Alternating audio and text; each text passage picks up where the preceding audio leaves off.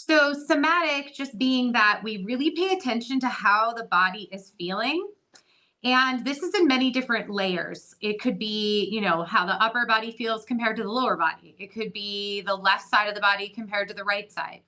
It could be, the left leg or left hip versus the right hip.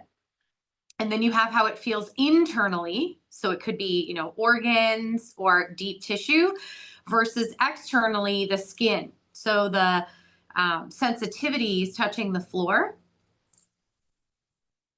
And so there's so many different ways that we can really assess the body. And this is consciously.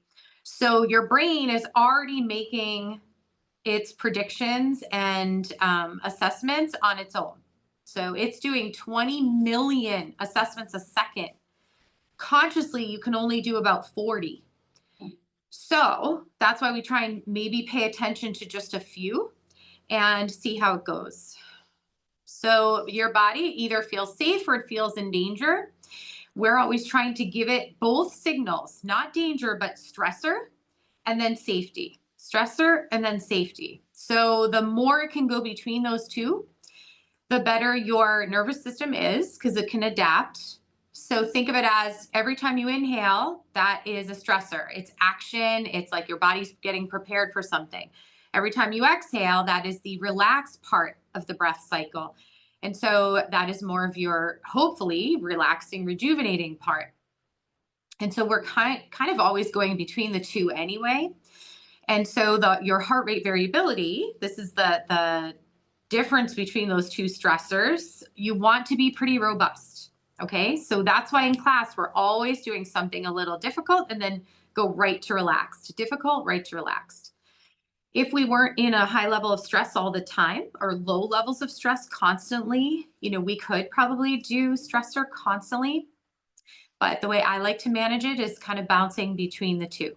So here we are, we're relaxed. You have safety signals because you have the back of the head is touching the floor, the shoulder blades, and the sacrum, and the bottoms of the feet.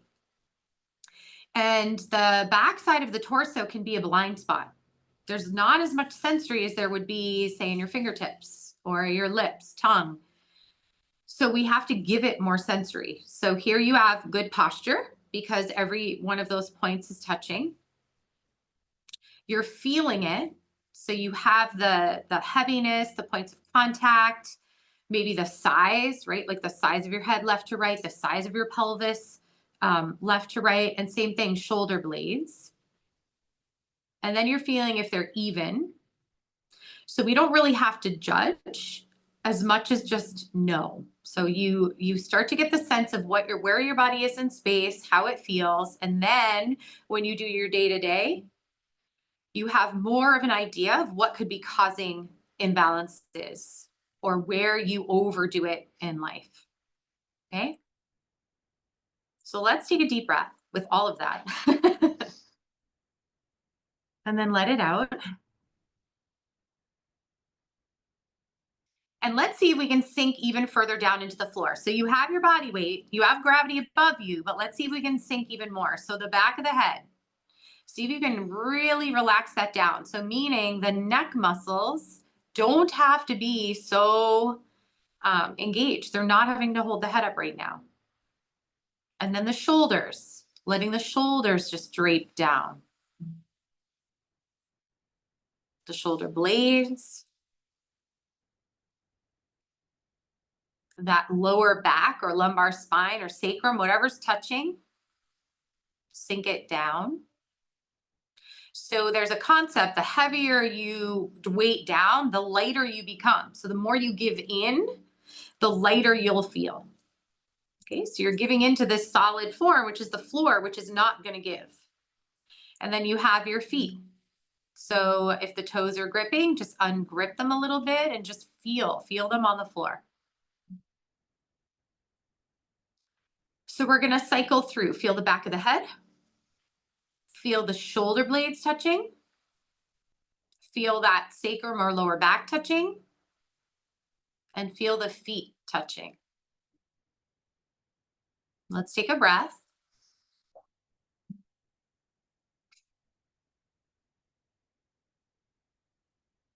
And then we're going to cycle the other way. Feel the bottom of the feet.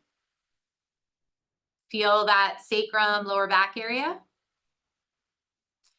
Feel the shoulder blades, and then feel the back of the head. Okay. Take a breath in between. So a conscious breath.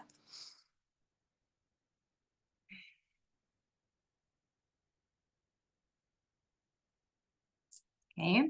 Then we're going to think of all 4 points of contact at the same time. Okay. So let's see if your brain can do that. So at the same time, feet, sacrum, shoulder blades, skull, and go.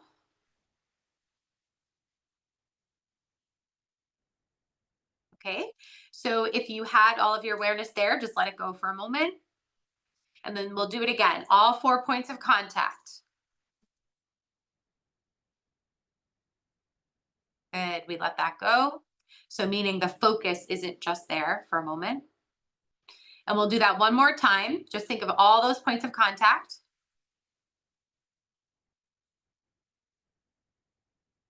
And then we release the focus and attention. So what's cool is that if you cannot do one of the points, right? So if you were able to do maybe feet, shoulder blades, and skull and not the lower back, there's probably a mapping disconnect there.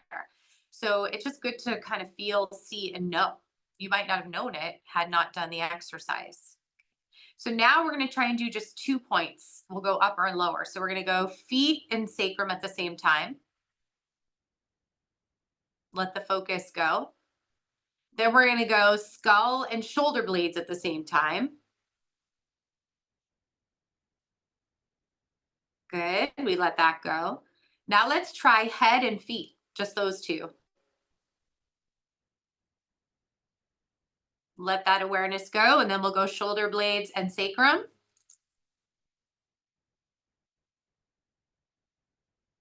Good. We let that go. So we're going to just repeat that a little bit with maybe some that you've already done. So we'll go feet and sacrum. So release that awareness. Now do shoulder blades and skull. Good. Release that awareness. Now do the head and the feet. Okay, good. And then we'll do shoulder blades and sacrum. Awesome. Let's take a big breath.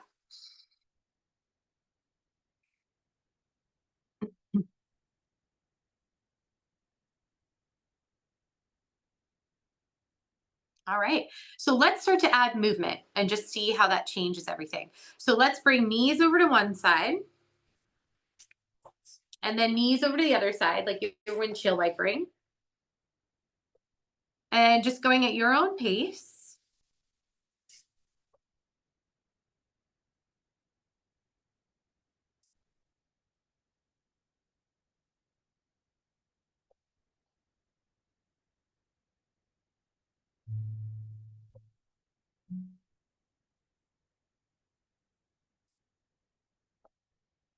So there's this roll over the feet and there's this roll with the pelvis and sacrum.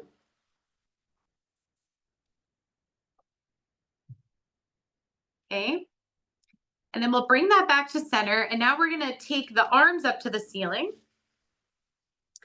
And then all you're going to do is kind of pull the arms up where the shoulders come off the floor and then let them drop back down. Yep. So you pull and then you let them drop. Okay, again.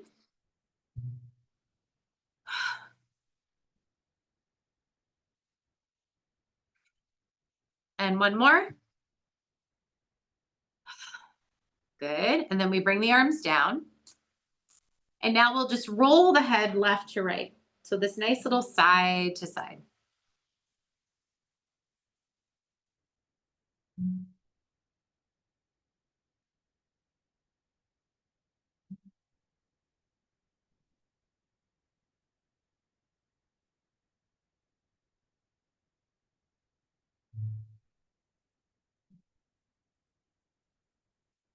And then we'll bring the head back to center. Let's take a deep breath.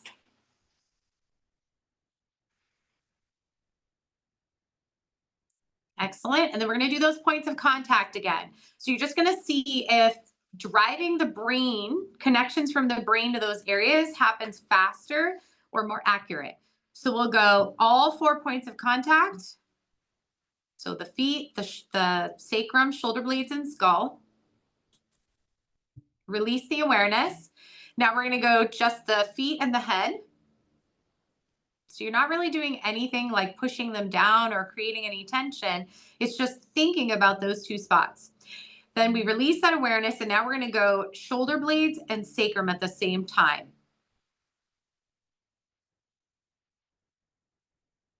And then let that awareness go. So then your brain has made its own assessment, and then you can make your own conscious assessment. Like, did it feel different? Did it feel the same? Did it feel easier or harder after stimulus of moving? Okay. Then we're going to lift the toes so that you're on the heel. And then you're going to bring the feet, the tops of the foot down and lift the heel. So we're just going to go between these 2. So lift both ways, anchoring from the ankle, toes down, heels up, toes down, heels up.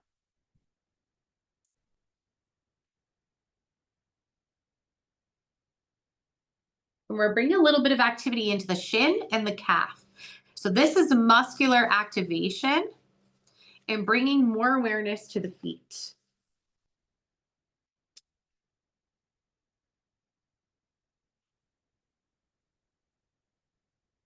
And maybe going a little bit quicker. So now we're going to change the stimulus by changing the speed.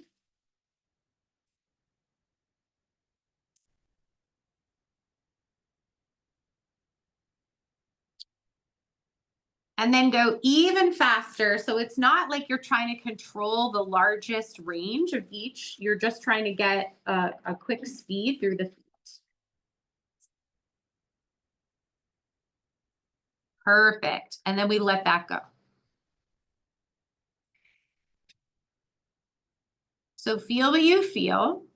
So it could be that the shins are, a lot of blood flow went there and it feels uncomfortable. It could be that the calves have a little bit of discomfort, or maybe everything feels fantastic. It's for you to kind of process during the stillness.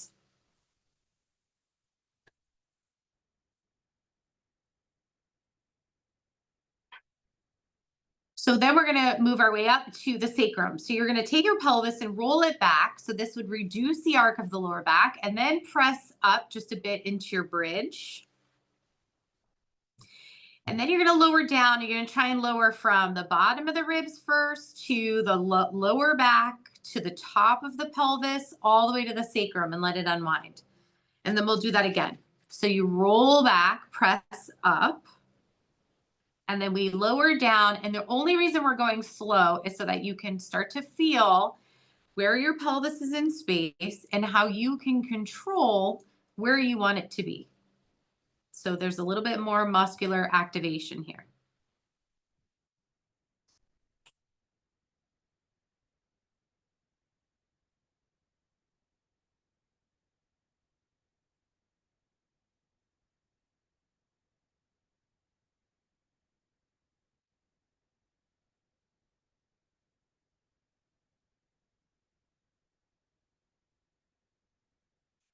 And then the next time it's up, hold there. And you're just going to see if you can feel the pelvis draw under even more. So meaning the direction of the tailbone as it curls under tries to curl under even more. Or you can think about it trying to angle towards the back of the knees. So really looking at the sacral piece of this instead of just the buttocks pushing the hips as high as it can and the ribs flaring. And then we're going to let it go. And then I want you to really feel what you feel. So is it all lower back, hamstrings, thighs?